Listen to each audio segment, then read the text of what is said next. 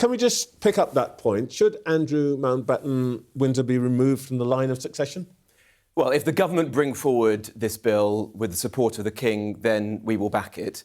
We have to be realistic. Andrew is the 8th in line to the throne, so there's no chance of him becoming our monarch. And so Parliament really should be focused on things that are more important to the public, whether that's the economy, crime, the health service, immigration. But if the bill does come before Parliament, then we'll support it. My main feeling today, emotion, is sadness, really, for the King and the royal family, because they've been let down so badly, as of course have the victims of Jeffrey Epstein. The King serves this country extremely well, and Andrew has disgraced the royal family and he's disgraced our country in the process. And whatever happens, whether he's ultimately prosecuted or not, he should now just go off, lead a private life, and allow the King and the rest of the royal family to continue doing the good job that they do for us. He, of course, denies any wrongdoing. We always have to remind people of that. But there's a lot of conversation this morning about the idea of a wider inquiry, maybe something judge-led. What would you think about that? Well, the first thing is that the police need to continue their investigations, both into Andrew and into Peter Mandelson as well, and that needs to take its course. If Parliament wants to investigate these matters more broadly, then of course that's a matter for Parliament to do, and everyone needs to learn lessons from this. I still find it completely astonishing that Peter Mandelson was appointed ambassador, to our most august diplomatic post, when everyone knew that this man had had a long history of corruption, of lies, and had continued to be friends with a man who had been in jail, was in jail, for prostitution involving a 14-year-old child. All right, everybody's going to have their say on that, I'm sure. But let's return to vulgar politics. And defections. The leader of your old party said this a few days ago.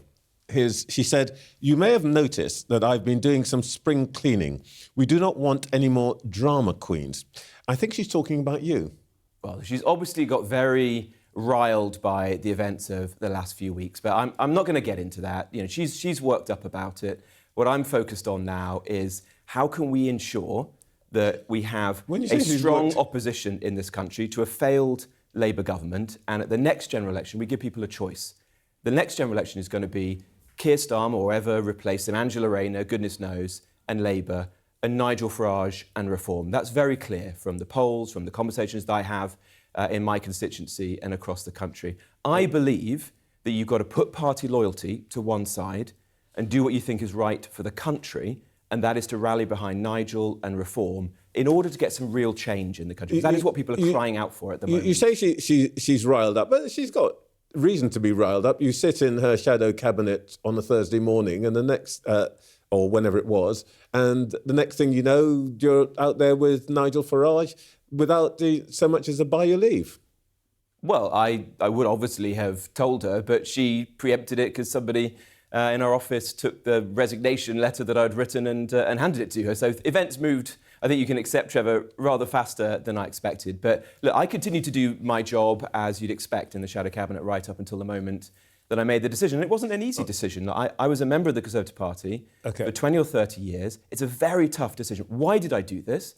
Because I believe our country is in real peril right now. I understand. The Conservative Party has not learnt its lessons. It hasn't changed. It's still essentially run by the same people who made all those mistakes in the past. If we want to fix Britain, then we're going to have to have something different, I'm only interrupting you and that is reform. I want to get on to the issues of economic policy. Before we get off this, are you expecting more Tory defections between now and the deadline set by Nigel Farage of the May election? And by the way, what happened to the Labour defection he promised?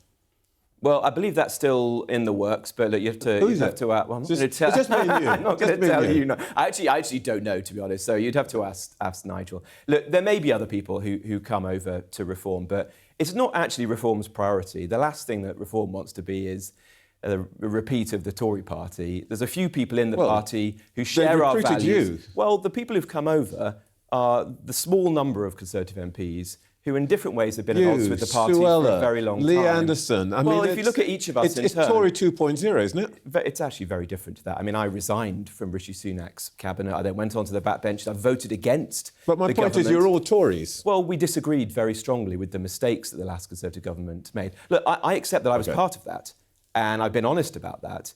You know, I'm not going to resile from that. But what I have done is said, I've learnt from those mistakes. We need to have something different now in the country. And when it comes to the economy, it's going to be very different. You know, I want to get people's bills down. All right, well, I want to bring back good jobs to this country and be careful with people's money. Well, it's not going to be a repeat of Liz Truss if there's a reform government. Well, let's talk about that in the real world. We're about to be hammered with 15% tariffs by Mr. Trump. What would a Chancellor Jenrick be saying to his opposite number, Scott Bessent, about this? And what would you be asking Mr. Farage to say to his old mate Donald Trump? We oppose blanket tariffs very strongly. This is going to be harmful for trade and come at a time when we can ill afford it, with unemployment rising, factories closing, some of our most strategic industries like steel and car making in a very difficult position because of the energy policy and the tax policy of this Labour government. So you want Nigel Farage to say to Donald Trump, you're wrong, don't do this? Yes, absolutely. And look, Keir Starmer's tried his best, but I would bet that Nigel Farage will be better at negotiating with Donald Trump than Keir Starmer has been. Shouldn't he be on the phone now as part of his patriotic duty? Well, look, as opposition. If Keir Starmer is willing to swallow his pride and ask for Nigel's help to try to resolve the situation, then I can assure you that Nigel would want to do that. But more broadly, reform is not going to be taken for a ride by other countries, whether they're our rivals like China or allies like the United States. As I made clear in a speech during the week, we believe in free trade, absolutely, but when it's being cheated, we won't allow strategic industries like steel and car manufacturing to go to the wall. We won't allow car manufactured in Sunderland to be traded for one manufactured in Shenzhen. Our middle class to be destroyed to build one in other countries like China. We will bring back good jobs, and that means standing up for British interests around the world. One of the points that you made in your speech at press conference the other day is that you want to reduce welfare spending. Where are you on the triple lock on pensions and the huge extra costs involved in that? Are you committed to the triple lock, or are you open to revising or abolishing it?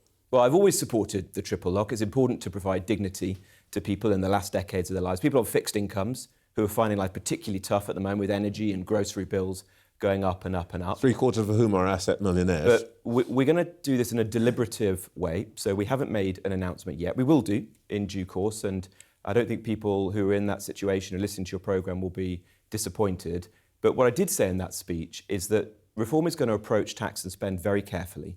We're not going to play fast and loose with your pensions, your savings, your small businesses. And so when I say things as Reform Shadow Chancellor, it's going to be as a result of carefully thinking them through, and nothing that we say will have been anything other than properly costed and funded, so we don't get all the broken promises that we've seen, both from the last government and from Rachel Reeves. Forgive me if I missed the point. So you'll have to wait a little bit longer, but I will say this. So we don't know whether you're going to you have to wait, to the triple lock or not. You have to wait a little bit longer on that front. More broadly, on benefits, we've been very clear. Reform is a party of Alarm Clock Britain. We want to support working people, not welfare. The current welfare bill is totally out of control, and we're going to bring that down with the most comprehensive So why not plan, attack the biggest single item in it, which is pensions? Because we're not going to shoot from the hip. We've seen that with all the other parties. It's not like this is a new issue. It's been discussed for years. Well, I've only been in this job for a couple of days, Trevor. No. But Keir Starmer said he was going to tackle welfare. He said he was going to tackle welfare. Welfare reforms came in, they came out. The Tory party have said they're going to do £23 billion of welfare reforms. They were written on the back of a fag packet. All right. So we're going to be much more careful. But as evidence of the approach that we're taking, Reform have changed their approach, for example, to the two-child benefit cap. And we said that we're going to reinstate that in full as a matter of basic fairness. You know, I was chatting to a family in Newark at the weekend. This is very interesting. If I may interrupt you. Yeah. So you're clear about this, because actually I've heard you say we can't afford it. Yes. But what you're saying to me this morning, there's a matter of basic fairness, of principle. It's both, you Trevor. think that the two-child cap should be reimposed, and it should be permanent. Yes, it's both actually, Trevor. We can't afford it. The country's going bankrupt, and we've got to be responsible. We will be careful with people's money. That is at the heart of reform's economic policy. But it's also, there's a moral, there's an argument for this beyond just the money. You know, I was in Newark at the weekend chatting to a family, 2 people on low incomes, a nurse and a postman, and they said to me they'd stopped at 2 kids because they thought that was the responsible thing to do. They weren't sure that they could afford to have 3 or 4 kids, and they didn't think it was right that another family would have 3, 4, 5, 6 kids and get a lot of money from welfare to support them. Now, those are deeply personal decisions. People will all come to different choices in that respect. But I do think there's a matter of fairness here, that working people making responsible decisions should be backed up and not see other people who are perhaps choosing to be on welfare, who perhaps are not in work, having lots of kids or living life, having, say, a fancy car on a Motability scheme that doesn't seem right to working people. So that's admirably clear, and it means that to the 2 or 3 of your colleagues I've heard say that actually we should incentivise larger families, British families. You're telling them, yeah, you might want that, but we're not going to do it through the lifting of the 2-child cap. We're not going to do it through welfare.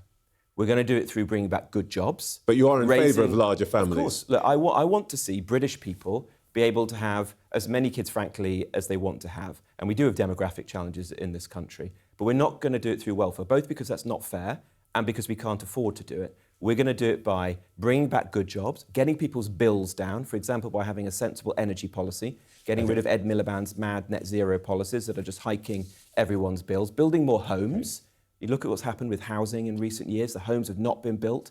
These are the ways that a reform government will help people to have families and achieve their aspirations. Robert Jenrick, thank you for your time this morning. Thank you.